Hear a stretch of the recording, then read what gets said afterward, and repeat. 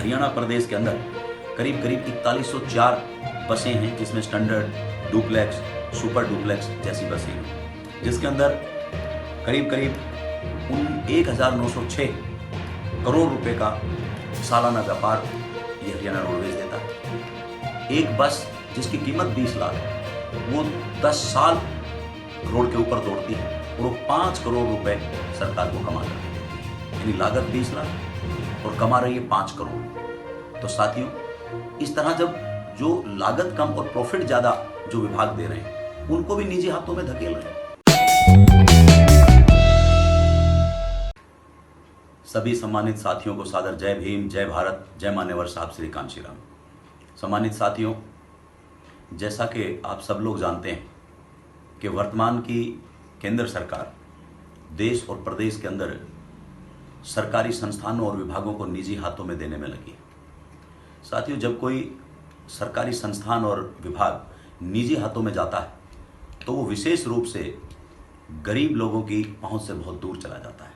जैसा कि आप सब लोग अपने आसपास में महसूस करते होंगे कि जितने भी निजी स्कूल्स हैं, निजी यूनिवर्सिटी कॉलेज हैं, निजी हॉस्पिटल्स हैं, वो गरीब आदमी की पहुंच से बहुत दूर हैं। साथियों, ये वर्तमान की जो केंद्र सरकार है, इस सरकार को पूंजीपतियों ने बनाने का काम किया है और जिन पूंजीपतियों ने इस सरकार को बनाने के अंदर मदद की, आज ये वर्तमान की सरकार उन पूंजीपतियों को बनाने के अंदर लगी है, उनको फायदा पहुंचाने में लगी है। इसलिए गरीब आदमी की परवाह ना करके वो सरकारी संस्थानों को पूंजीपतियों को देने का काम कर रही है। साथियों, सरकारी विभाग सीधा सीधा सरकार के हाथ में होते हैं।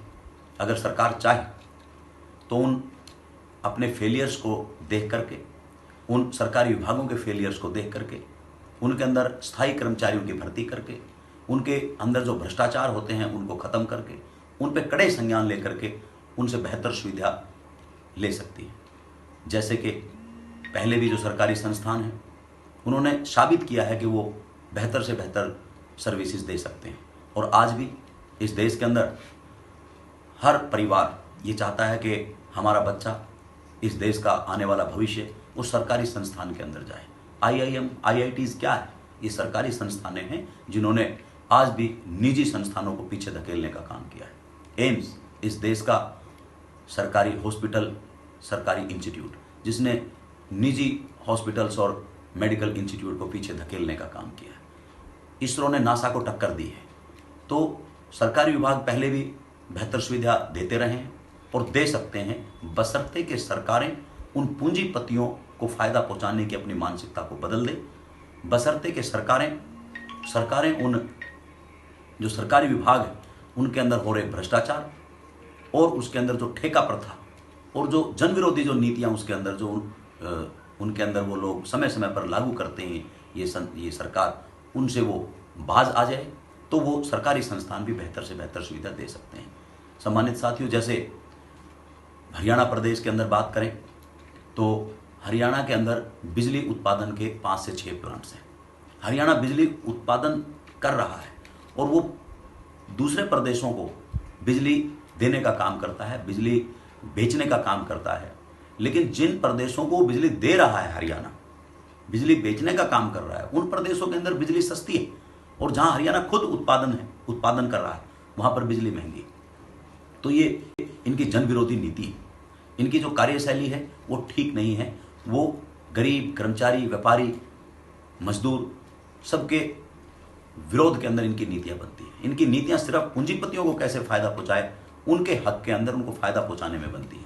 सम्मानित साथियों, आज बिजली किसान यूज कर रहा है, व्यापारी यूज कर रहा है, आज संस्थाएं बिजली यूज कर रही है। अगर खुद उत्पादन करने वाले प्रदेश के अंदर अगर बिजली महंगी होगी तो इसका असर हर गरीब से लेकर के हर वर्ग के ऊपर जो बिजली से अपना काम धंधा या व्यापार या दूसरी चीजें चला रहा है वो कमजोर होता जाएगा। सम्मानित साथियों, जैसे हरियाणा रोडवेज की बात करें तो हरियाणा के अंदर रोडवेज डिपार्टमेंट हमेशा ही बेहतर सर्विसेज देता रहा है। उसकी तूती आसपास के प्रदेशों के अंदर भी बोलती रही है। जैसे अगर हम आप लोगों के संज्ञान के अंदर ये चीज़ अगर मैं डालूं तो सम्मानित साथियों, हरियाणा प्रदेश के अंदर करीब करीब 4104 बसें हैं, जिसमें स्टैंडर्ड, डुप्लेक्स, सुपर डुप्लेक्स जैसी बसें हैं, जिसके अंदर करीब करीब 1906 करोड़ रुपए का सालाना व्यापार ये हरियाणा रोडवेज देता है। एक बस जिसकी कीमत 20 लाख है वो 10 साल रोड के ऊपर दौड़ती है और वो 5 करोड़ रुपए सरकार को कमा करके देती है, यानी लागत 20 लाख और कमा रही है 5 करोड़। तो साथियों, इस तरह जब जो लागत कम और प्रॉफिट ज़्यादा जो विभाग दे रहे हैं उनको भी निजी हाथों में धकेल रहे हैं। तो साथियों, इस बात के लिए बहुजन समाज पार्टी इस तरह की नीतियों के लिए, जन विरोधी नीतियों के लिए रहेगी। लेकिन सम्मानित साथियों, इन तमाम बातों को अगर बहुजन समाज पार्टी समय समय पर आप लोगों के बीच में लेकर के आती है तो उस भरोसे और विश्वास के साथ कि गरीब की अगर कोई पार्टी है, हर समाज के गरीब की अगर कोई पार्टी है तो बहुजन समाज पार्टी है, इसको मान करके आप लोगों को बहुजन समाज पार्टी के साथ में जुड़ना होगा। नहीं तो ये पूंजीपतियों की सरकार, ये अमीरों की सरकार, इसके अंदर गरीब आदमी कभी भी अमीर होने का सपना नहीं देख सकता, वो गरीबी से कभी भी बाहर नहीं निकल सकता, क्योंकि ये अमीरों की पार्टी है, पूंजीपतियों की पार्टी है। उनको अगर गरीबी से कोई बाहर निकाल सकता है, उनके हित में अगर कोई नीतियां बना सकता है तो वो बहुजन समाज पार्टी बना सकती है। तो सम्मानित साथियों, तुम हमारा साथ दो, हम तुम्हें सरकार देंगे, हम तुम्हें जन हित की सारी योजनाएं देंगे। योजना तो ये भी बहुत बनाते हैं, लेकिन वो योजनाएं कभी भी जमीनी स्तर के ऊपर लागू नहीं होती। बहुजन समाज पार्टी उनको जमीनी स्तर के ऊपर लागू करने का काम करेगी। इन सरकारी विभागों के अंदर भ्रष्टाचार खत्म करने का काम करेगी। इन सरकारी विभागों के अंदर पक्का रोजगार देने का काम करेगी। हर वर्ग को मजबूत करने का काम बहुजन समाज पार्टी करेगी।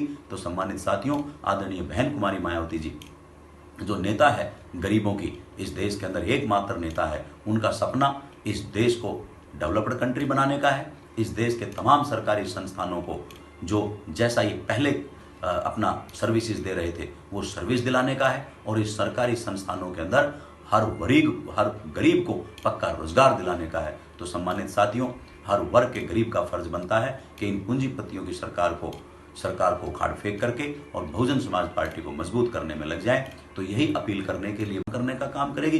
इन सरकारी विभागों के अंदर पक्का रोजगार देने का काम करेगी। हर वर्ग को मजबूत करने का काम बहुजन समाज पार्टी करेगी।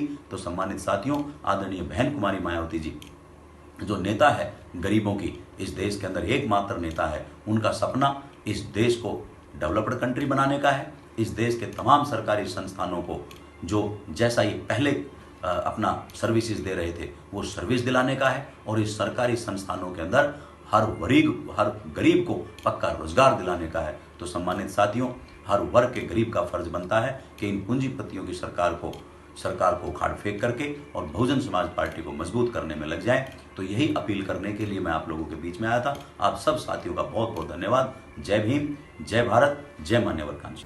अगर आपको ये खबर अच्छी लगी तो लाइक करें, ज़्यादा से ज़्यादा शेयर करें और चैनल को ज़रूर सब्सक्राइब करें। धन्यवाद।